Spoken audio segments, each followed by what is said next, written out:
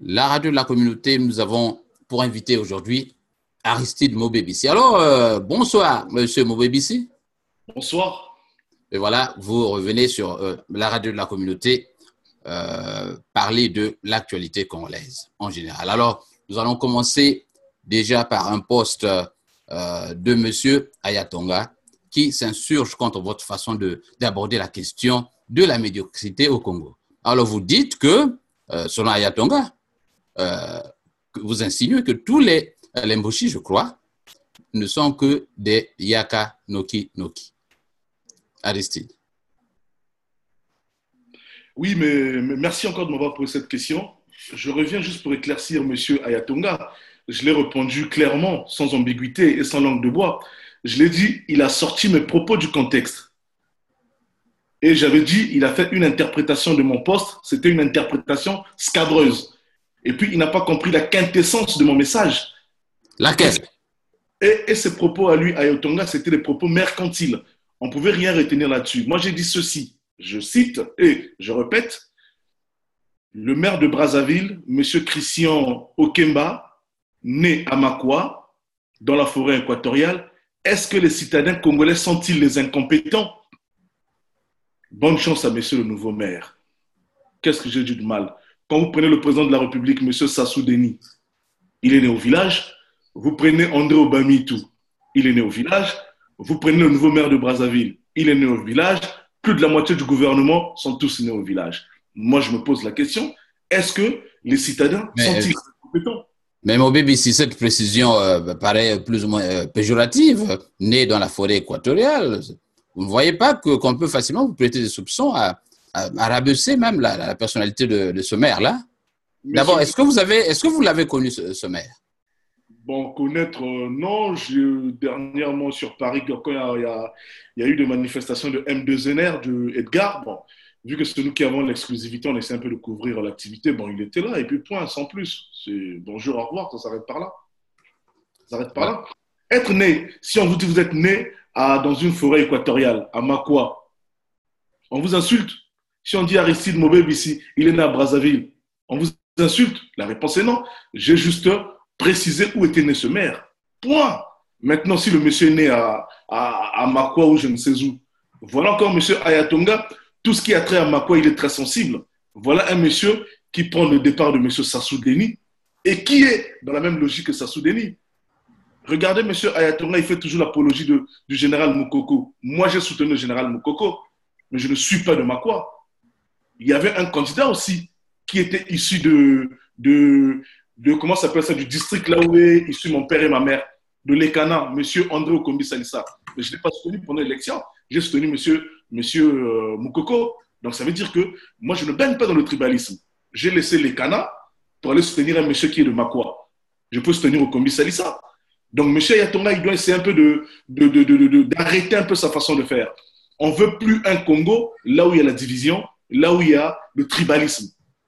Si moi je combats Sassou, c'est à cause du tribalisme. Moi, si je peux dire, écoute, j'ai rien à foutre, je suis un nordiste, ben, je vais essayer de faire allégeance à Sassou, il va me donner un petit quelque chose et puis je me tais. Mais non, nous voulons un Congo uni, là où tout le monde doit se retrouver. Parce qu'aujourd'hui, qu'est-ce qu'on assiste à quoi? 99% des postes au Congo-Brazzaville sont occupés par les Mboshi. Et le reste de la population, c'est-ils les incompétents? Les Mboshi sont meilleurs que les autres. Voilà le résultat aujourd'hui avec le comportement de M. Sassou, le comportement de Bissi Nabissi. Voilà là où ils ont ramené le pays dans le chaos aujourd'hui. Voilà, monsieur le journaliste. Bon, voilà, merci donc pour cette précision. Donc, vous n'aviez nullement l'intention de rabaisser ce maire qui vient d'être nommé ou élu. Alors, Aristide, nous allons un autre fait qui nous intéresse ici, c'est ta relation, notamment professionnelle, avec Sadio Morel-Kanté. On vous a toujours vu, Aristide, sur des vidéos, vous avez fait beaucoup de numéros ensemble qui sont restés plus ou moins mémorables, mais aujourd'hui, Sadio n'est plus avec Aristide Mobébissi dans ce que vous appelez Polélé, je crois. Hein? Bon, Sadio, c'est une sœur de Poto. Avant qu'elle vienne dans l'Hexagone, Brazza Paris Info existait. Sadio Kanté, pour l'instant, elle va qu'à ses occupations. Depuis que je suis parti en vacances jusqu'à mon retour, on ne s'est pas encore vu. Maintenant, à mon retour, s'il y a des choses à se dire on va se le dire en face. Sadio restera une sœur à moi. Et puis, je demande juste aux gens d'arrêter d'envenimer cette situation. Qu'ils veulent toujours voir la division, s'aimer un peu la zizanie. Si moi j'ai un problème avec Sadio, je réglerai mon histoire avec Sadio. Quand on a commencé à bosser avec Sadio, personne ne nous a demandé de faire cette collaboration, qui est devenue pratiquement une collaboration mythique et historique. Nous avons fait des émissions qui resteront dans le panthéon de la communication congolaise. Donc, si j'ai un problème avec Sadio, je sais là où elle habite, elle sait là où j'habite, et on va régler l'histoire. Donc, sur ça, on ferme la parenthèse. C'est un problème strictement personnel et je n'ai pas envie d'étaler ce problème-là aux yeux de tout le monde. Merci. Voilà. Merci, Aristide. Parlons du nouveau gouvernement de Denis Sassou Nguesso qui a été publié il y a quelques jours. Alors, un fait d'abord marquant, c'est que votre ami, frère ou cousin, Atipo, le ministre Akwala, a été viré. Il n'est plus là. Oui. Vous êtes un peu déçu, hein, je crois. Non, je ne suis pas déçu. Mais c'est quoi le gouvernement? Quand on vous prend, vous êtes un fonctionnaire de l'État, quand on vous nomme dans un portefeuille ministériel, c'est une mission qu'on vous confie par le président de la République. Monsieur Alain Atipo, ça fait quand même près de, si je ne me trompe pas, près de 17 ans qu'il est au gouvernement. Il est rentré au gouvernement en 2002. 2002, ce que nos jours, ça fait plus de 15 ans qu'il est au gouvernement. Si aujourd'hui, monsieur Sassou Denis, juge Bonkus, qui se mette à, comment ça s'appelle, qu'il aille occuper d'autres fonctions, on peut servir son pays autrement. Parce que chez nous, au Congo, quand on voit, bon, écoute, un tel est au gouvernement, c'est la clé de voûte de la réussite. Le gouvernement est une mission. On vous confie une mission. Monsieur Alain Akwala, il a fait son mission, et il a fait plutôt sa mission, avec brio, des zones économiques. On a vu le résultat. Si je ne me trompe pas, premier semestre 2018, on devait déjà voir les emplois. Maintenant, si le président a jugé M. Sassou Denis, il a jugé que Akwala va qu'à d'autres occupations, ce n'est pas un problème. Je ne suis pas déçu.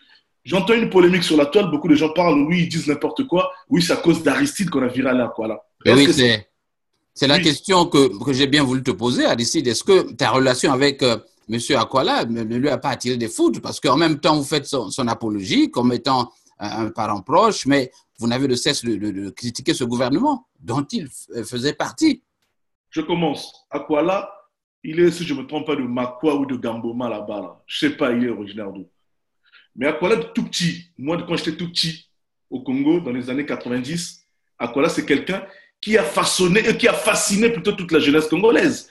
Akwala, c'était un jeune cadre qui venait de l'Europe, avec son, comment ça s'appelle, il avait un petit cabinet de communication, il travaillait sous Mireille Souba. Et quand il passait à la télé, toute la jeunesse congolaise était émue. Tout le monde voulait ressembler à Akwala, qui était devenu un modèle pour la jeunesse congolaise. C'est quelqu'un que j'apprécie très bien son travail, son style, sa façon de faire. Je dirais même c'est un modèle pour la jeunesse. Maintenant, nous avons des relations, oui. C'est quelqu'un que, quand il est arrivé ici, il est arrivé ici pour la coopération décentralisée à Versailles, on était là, Brazza Paris Info avait couvert l'événement. On était à Versailles avec les personnalités de la région des Yvelines et de la Cuvette. On a couvert l'événement, il y avait les grands travaux, il y avait les zones économiques, il y avait au moins beaucoup de ministres. On a fait le travail, on a fini. Moi, quand j'ai lu le projet de zone économique, c'était un beau projet quand même. C'est pas parce que je critique Sassou Nguesso que tout ce que a trait à Sassou Nguesso, je rejette tout en bloc. La réponse est non.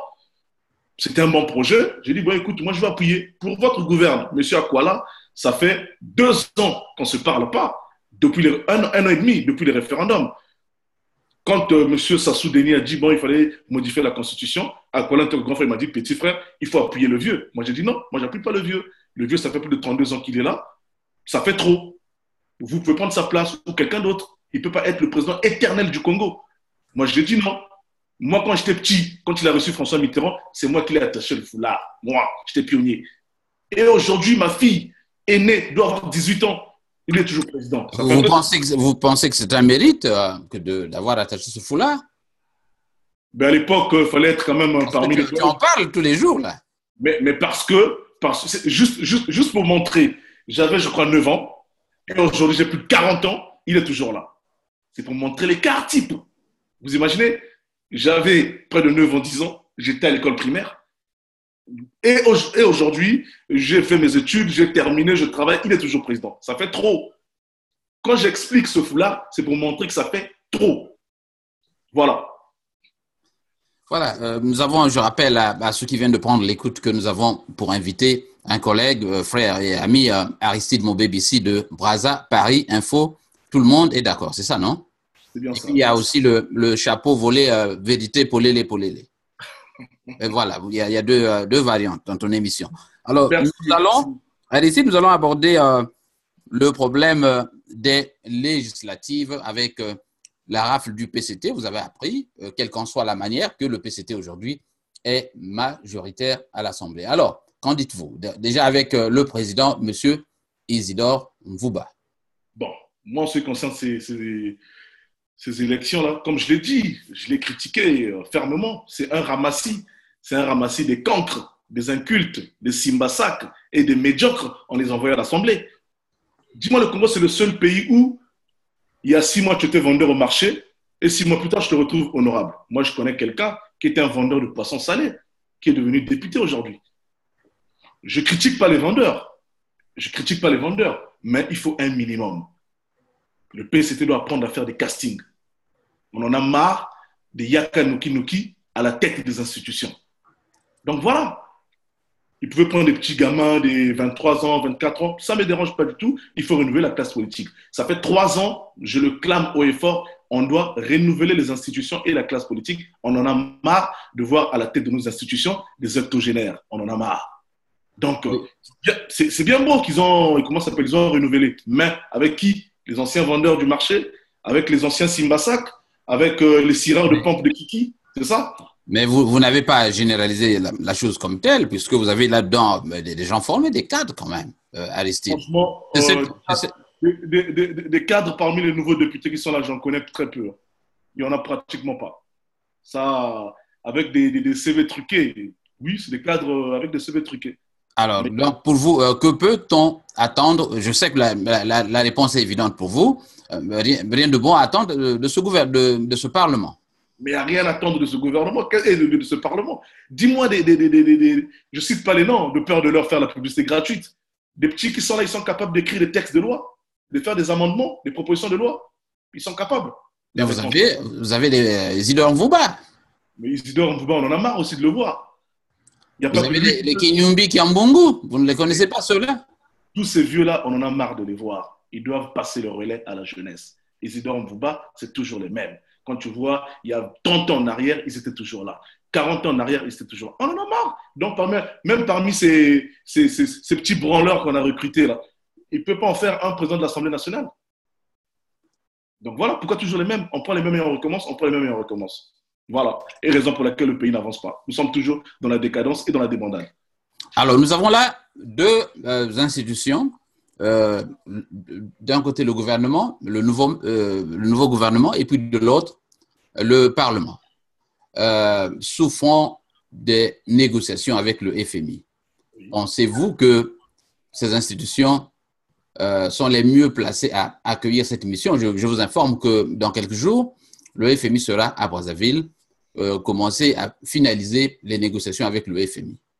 Est-ce que vous pensez que ces deux institutions pourront, effectivement, le FMI ne voudra pas exiger qu'on les changeât pour négocier?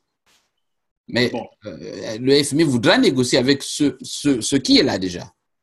Bon, mais moi, je pense qu'en ce qui concerne le problème du FMI et le Congo, ils doivent faire comme en Grèce.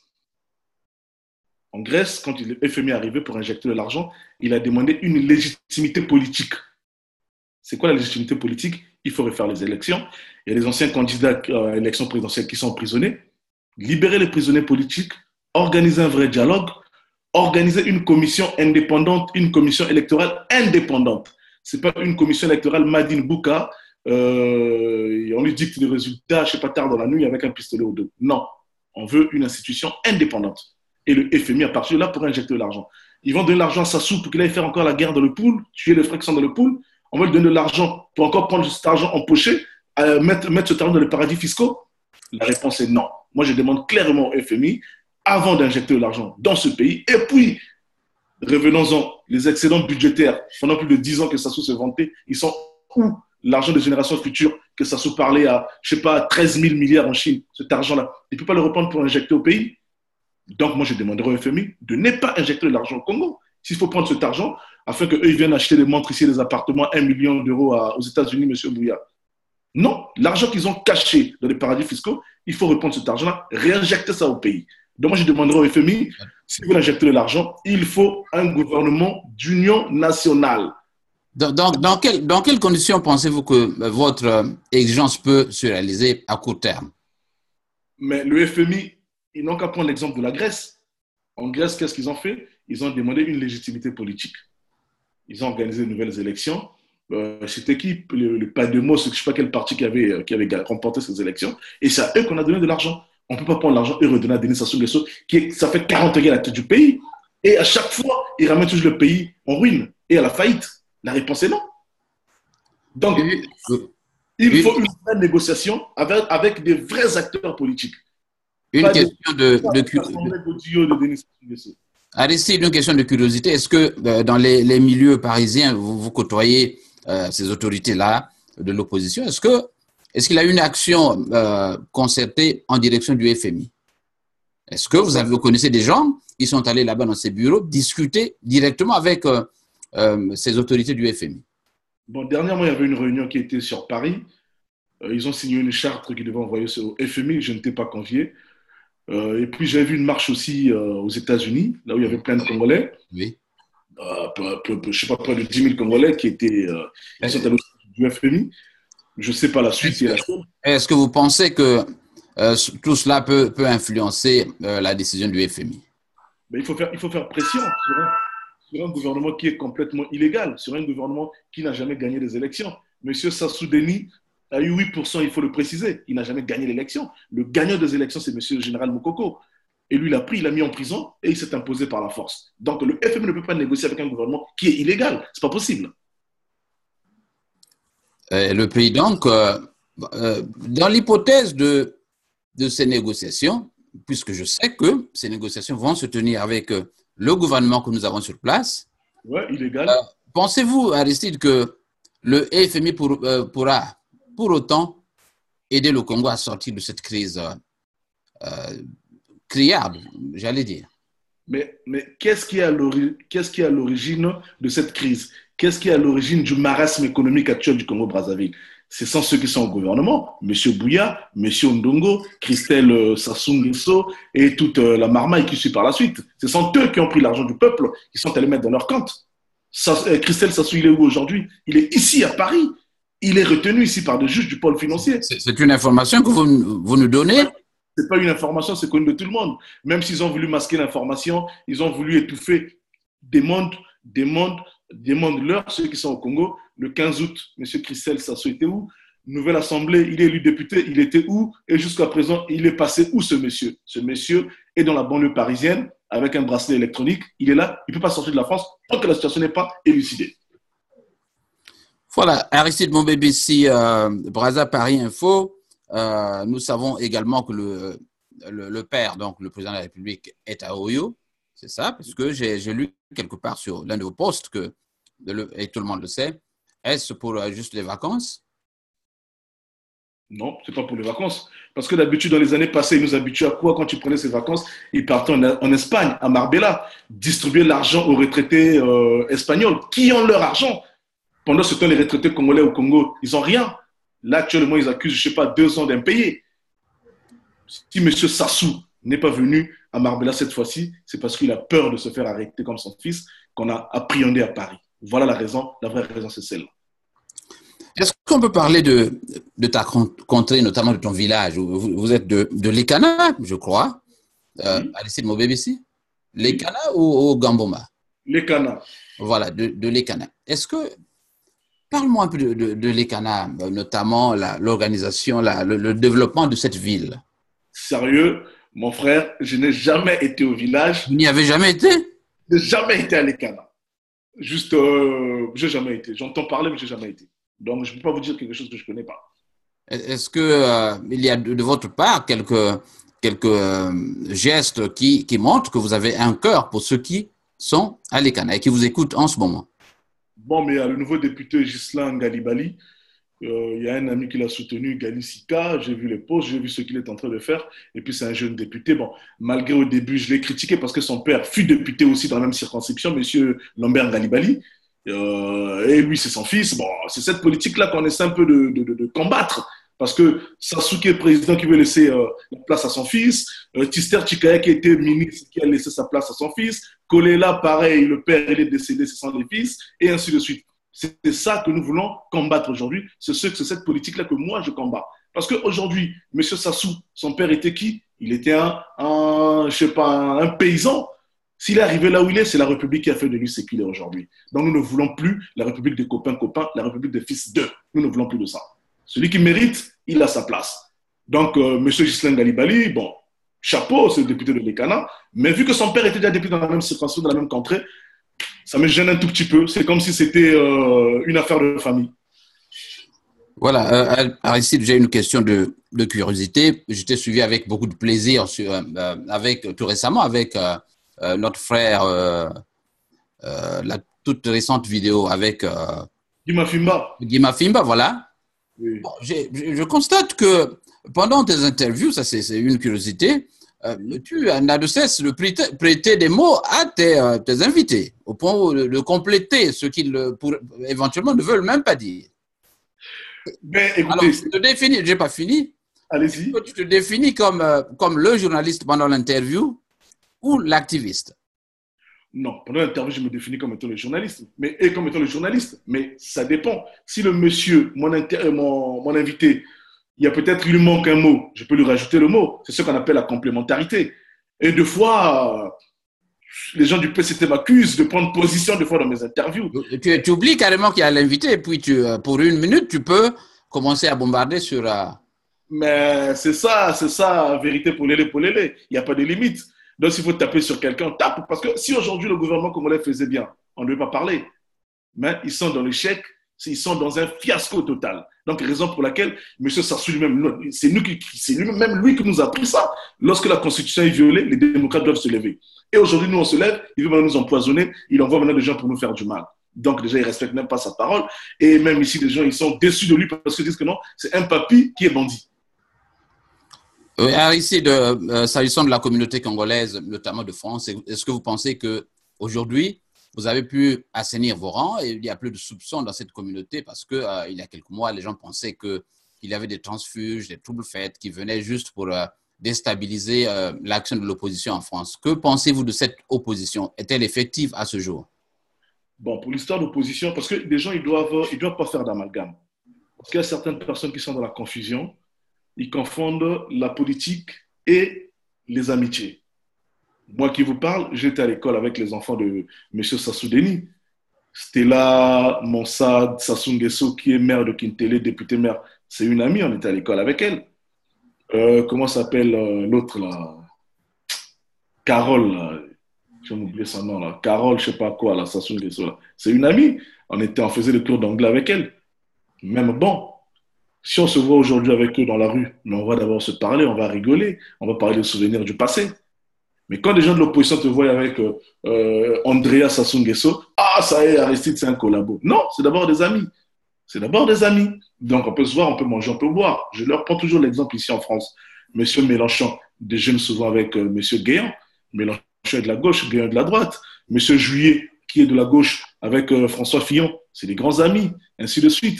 Donc, nous devons ramener une politique civilisée au Congo. On doit arrêter un peu, nous sommes à l'époque de l'URSS, le bloc communiste et le bloc capitaliste. Tu peux être opposant, avoir des amis qui sont à la majorité présidentielle. Je prends l'exemple de M. Thierry Mongala. Je l'ai connu avant qu'il soit ministre. Je partais chez lui, à Rouen. Donc, si aujourd'hui tu me vois avec Mongala, discuter avec lui, tu diras quoi? Que lui, c'est un collabo? La réponse est non. Moi, ma position, elle est claire. Moi, je suis pour le départ de Denis Sassou Nguesso sans condition. Ça fait 40 ans qu'il est à la tête du pays et il n'a rien foutu de ce pays-là. Donc voilà, moi, je veux qu'il parte et puis qu'il nous laisse même son chien à la tête du pays. Mais nous, on en a marre de voir sa tête. Voilà le problème, c'est celui-là. Voilà, donc, Aristide Mobébissi, j'ai suivi dans ton interview avec Guima Fimba que vous avez rencontré des gens qui sont proches du pouvoir et qui vous ont offert des pots de vin avec de l'argent qu'ils ont eu de Brazzaville. Ça, c'est grave comme affirmation. C'est pas grave. C'est pas grave. Nous savons. Et de là, vous soupçonnez que vous êtes vous-même aussi corrompu. Il n'y a qu'un pas. Non. Les gens, le soutien de M. Sassou Deni les Français qui le soutiennent. Nous sommes allés les voir. Nous sommes allés les voir. Que ce soit M. Macron. On a dit à M. Macron, si Hollande était resté au pouvoir pendant 40 ans, est-ce que toi, tu serais président aujourd'hui? Il a dit la réponse est non. Donc, M. Sassou doit comprendre qu'il faut passer le relais. Nous, on est allés voir ses soutiens. Il y a même un qui nous a dit, bon, écoutez, les petits, c'est vrai, j'étais là-bas, mais le gars là, il est têtu, c'est un bandit. Des fois, il vient, il envoie des gens ici pour menacer les gens. Voilà. Bon, mais vous êtes sur le point de partir. Allez, tenez, ça, c'est pour vous. C'est l'argent que Sassou donne aux gens qui croient le soutenir. Et nous, quand on va les voir, parce que ça, c'est l'argent de notre pays, c'est pas le vôtre. Ben, qu'est-ce qu'ils font? Ils nous donnent notre moitié. Nous, on prend la moitié et puis on fait ce qu'on veut avec. Vu que Sassou préfère donner l'argent aux étrangers pour nous malmener, nous. Au lieu de nous donner à nous qui sommes Congolais, les ayants droit. Donc, nous, on cherche, on retrace le circuit là où passe l'argent. Si on peut récupérer le peu qu'on peut récupérer, mais on le prend. Ça s'arrête par là. C'est notre argent, c'est pas de la corruption. Sassou, qui que ce soit, m'a jamais donné de l'argent, mais tiens, ne parle plus. Non. Ça, je dis non. La preuve en est, beaucoup de gens, que ça soit, moi, j'ai déjà été contacté, que je puisse être collaborateur d'un ministre. J'ai dit non. J'ai déjà été contacté pour travailler dans une grande chaîne de télévision au Congo-Brazzaville. J'ai dit non. Donc voilà. Mais cet argent-là, parce que si Sassou donne à quelqu'un, président par exemple de l'amitié France-Congo, il donne l'argent à ce dernier. Mais nous, si on veut le voir, mais il faudrait qu'on nous donne de l'argent. C'est pas son argent. C'est à nous. Nous sommes les ayants droit. Voilà, c'est ça. Mais voilà, on va terminer sur le financement de ton média. Comment, on sait que Brazza Paris Info, c'est un média important de la communauté, rivalise avec d'autres chaînes de la communauté. Mais comment arrives-tu à financer ce média? Bon, en dehors de Brazza Paris Info, c'est une société. Nous ne faisons pas que de la communication. En dehors de la communication, nous faisons du négoce international. En dehors du négoce international, nous faisons de la sous-traitance dans beaucoup de domaines. Ben, il faut en donner les détails. Je vous donne l'opportunité de faire votre publicité. J'arrive. La communication de Brazza Paris Info, il y a des interviews, on organise des conférences de presse, on organise des événements, on organise la conciergerie pour les dirigeants africains. Donc, quand vous me voyez des fois avec Moïse Katumbi, Syndicat Dokolo, comment s'appelle ça, le PAN Guillaume Soro, pas mal le premier ministre de la Guinée et puis autres, nous sommes là, par exemple, nous, qu'est-ce qu'on fait? Le premier ministre de la Guinée, il arrive à Paris, il sous-traite son voyage à Brazza Paris Info. Brazza Paris Info, nous faisons des réservations de chambres, on prend des voitures, on ramène de la sécurité sur tout le séjour du Premier ministre ou de n'importe qui. Ça, c'est une activité lucrative. Ça nous rapporte de l'argent. Et avec cet argent, on peut réinjecter ça du côté média. Et la raison pour laquelle des gens ne comprennent rien du tout, ils font un peu des amalgames, ils disent oui, Brazza Paris Info, ils sont soutenus, on leur voit toujours dans les grands hôtels, on leur voit avec des belles voitures, mais nous travaillons. Et en dehors de ça, on a le volet aussi sous-traitance. On peut prendre des grands marchés dans les grandes entreprises françaises, par exemple du style Bouygues, Colas, Vinci et autres. Nous, on va chercher de la main-d'œuvre qualifiée et il vient faire ce travail. Et à la fin, on nous paye. Donc voilà. Et c'est comme ça que nous vivons. Et avec le peu qu'on a, on peut quand même se faire un peu plaisir. J'ai toujours dit à tout le monde, et je mets tout le monde au défi, celle ou celui qui m'a déjà envoyé l'argent en provenance de Brazzaville, qui lève son doigt, qui rende les Western Union publiques, qui rende le virement public. Celui qui m'a donné 150 €, il s'appelle Parfait Iloki, le directeur de la communication des grands travaux. Et celui qui m'a donné 300 € pour mon anniversaire, il s'appelle Idever Moani. Voilà l'argent du pouvoir que j'ai bouffé, c'est 450 €. Parfait Iloki m'avait donné son tant que petit frère, je suis allé le rendre visite, il m'a dit, petit, tiens, mets le carburant. Idever m'a donné les 300 € pour mon anniversaire, il a dit, paye du champagne, tu aimes la belle vie. Point, je n'ai jamais touché 1 € supplémentaire d'un membre du PCT. Voilà. Mais encore que, en tant que média, vous avez la possibilité de vous faire payer sur la base de vos prestations. Non, ce que je vous dis, c'est… N'importe qui. Non, en dehors de Thierry Mungala, Aquala, que ce soit n'importe qui, lorsque nous faisons des prestations, ils nous payent. Ça, c'est comme ça. Mais en dehors de mon travail, celle ou celui qui m'a déjà donné quelque chose, Parfait Iloki 150, Idever Moani 300. En dehors du boulot. Si je vais faire bosser pour Thierry Mungala, c'est normal qu'il me paye. Je viens de travailler, son message sera véhiculé, sera vu par des centaines de milliers de personnes, mais ça a un coût, c'est pas gratuit. Voilà.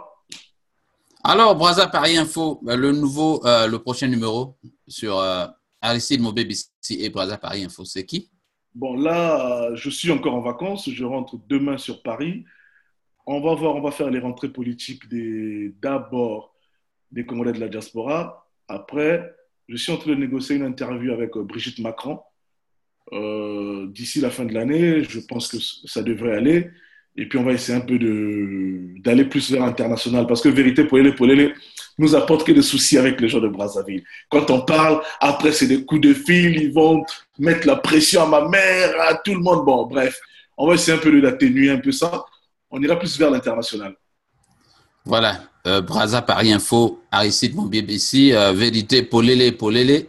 Merci d'avoir été notre invité, Aristide. Je crois te retrouver certainement le mois prochain, peut-être. Merci, Voilà, merci. un autre tour d'actualité, Aristide. Merci encore une fois de plus de m'avoir de m'avoir invité, de m'avoir fait confiance. Comme je le dis toujours, ce que nous faisons, c'est pas pour nous. Ce que moi je fais, je parle de moi déjà, ce que je fais, c'est plus pour les autres.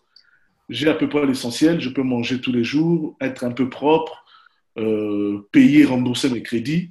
Mais ce que nous faisons, c'est pour ceux qui sont restés au pays, qui sont dans la misère, qui sont dans le paupérisme. On ne peut pas rester comme ça là, regarder les autres. Moi, je peux dire aujourd'hui, j'ai des contacts des gens du gouvernement, j'ai des contacts des gens bien placés au Congo. Je peux dire, bon, je la ferme et puis je vais là-bas, je prends un petit billet, je suis calme dans mon coin. Mais la souffrance des autres, ça me fait, je ne peux pas supporter ça. Ça me fait très mal. Et encore ce matin, on m'a fait parvenir des images de l'hôpital militaire. Ils sont en train de mettre le perfusion sur comment ça s'appelle, un tronc d'arbre. Il n'y a même pas un lit confortable au Congo-Brazzaville, pays pétrolier. Quand je vois les images du fond Tchétché, la gare du fond Tchétché, la poubelle, maintenant, je tombe de haut. Je me dis, on a des dirigeants qui sont inconscients. Tout ce qu'ils savent faire, mettre l'argent dans la poche, faire voyager avec 15 maîtresses, des petits frères, des cousins, tout ça là. Et c'est-à-dire, les affaires de l'État, ils ont familiarisé ça. Ça, pourquoi nous appelons ça sous l'épicier? Pourquoi nous appelons ça sous un épicier? Le Congo-Brazzaville est devenu une épicerie familiale. Quand tu vas aux grands travaux, c'est son neveu. Tu vas à la SNPC, c'est son fils. Tu vas, je ne sais pas ailleurs, c'est sa fille. Tu vas de l'autre côté, c'est son cousin. On ne gère pas le pays comme ça, là. La preuve en est, il a cru faire confiance à sa famille et aujourd'hui, le pays est dans le chaos. Donc, c'était ça, mon mot de la fin. Ouais. Je dis toujours au peuple congolais, courage, courage, courage, courage. On a vu des grands dictateurs comme Pinochet. On a vu des grands dictateurs comme Aristide en Haïti. On a vu le dictateur, celui qui est parti dernièrement là, de la Tunisie, là, qui est en Arabie Saoudite. On a vu donc des grands dictateurs, ils finissent toujours mal. On a vu les gars comme le Bokassa. Bokassa, je connais deux de ses fils. On a vécu dans les Yvelines avec eux. Aujourd'hui, ils ne veulent même plus qu'on les appelle par Bokassa parce que ce nom-là devient comme un malheur chez eux. Donc, quand on dit que ça, c'est le fils à Bokassa, tout de suite, c'est des mauvais souvenirs. Et à chaque fois, je le dis toujours à M. Sassou, qui pense un peu à son mentor qu'on appelle Mobutu Sese Seko. Mobutu Sese Seko a tenu le Zaïre d'une main de fer. Moi, je me rappelle quand j'étais petit, j'allais à Kinshasa, la despe de Mobutu, le général Baramoto, le général Intel, c'était des gens très puissants. Et aujourd'hui, Mobutu mort, enterré au Maroc, Bobila Dawa traîne au Portugal, 2 fois à Bruxelles, et Mobutu, pour votre gouverne, n'a même pas une ruelle, n'a même pas un arrêt de bus à Kinshasa. Vous imaginez, je ne sais pas, 35 ans de pouvoir ou 36 ans de pouvoir, il n'a même pas un arrêt de bus. Il n'a même pas un boulevard. Il y a des gens comme les Lumumba, ils ont un boulevard. Les gens comme les Kassavubu, ils ont des boulevards. Mobutu n'a même pas un arrêt de bus. Donc, je demande à M. Sassou de réfléchir parce qu'aujourd'hui, les temps ont changé. Nous ne sommes plus à l'époque où les choses pouvaient se cacher. Tu peux faire tes coups bas, personne ne le sait. Mais avec le numérique, quand tu fais un truc, c'est toute la planète qui est au courant. Je demande toujours à ce monsieur encore, avec le respect, c'est un peu de penser à ta progéniture. Aujourd'hui, tes enfants, tes petits-fils, qu'est-ce qu'ils deviendront sans toi? Qu'est-ce qu'ils deviendront sans toi? Les gars que vous bombardez dans le pool, dans 2 matins, s'ils croisent tes petits-fils dans la rue, qu'est-ce qu'ils vont faire? Donc, essaie un peu de penser un peu à ta famille. Alors, Maricille, pour terminer, vous pensez au niveau de l'opposition qu'il y a encore une marge de manœuvre pour lui permettre de s'en aller pacifiquement?